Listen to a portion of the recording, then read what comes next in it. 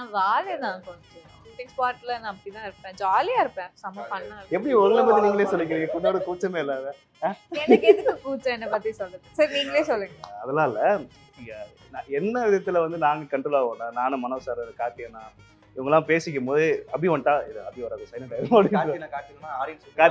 சரவண் ஓகேங்களா, எனக்கு அண்ணா பண்ண சரவண் ப்ரோவா இருக்கட்டும், மனோ சாரா இருக்கட்டும், நாங்களாம் பேசுவோம்.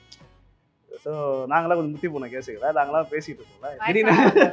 ஆமா வயசாயிடுச்சு யாரும் இல்லைன்னா. ஆமா ப்ரௌட் டு பி 30ங்க இதுதாங்க இருக்கு. ஸோ அப்போ வந்து நாங்கள் பேசிட்டு இருப்போம், அபி வந்தா அபி வரா, சின்ன பொண்ணு வரா, எதாவது பேசாதீங்க சைலண்டாக இருக்கு அப்படின்னு சொல்லிட்டு அப்படியே கண்ட்ரோல் ஆயிடும். ஸோ அவ்வளோதான், நம்மளால இந்த பொண்ணு கெட்டு போயிடக்கூடாது. கண்டிப்பாக. அதுவும் இல்லாமல் அவங்க அப்பா அம்மா எப்பவுமே கூட இருப்பாங்க. பாருங்க அவங்க அப்பா இருக்காங்களா, ஷூட்டிங் ஸ்பாட்ல அவங்க அம்மா இருப்பாங்க.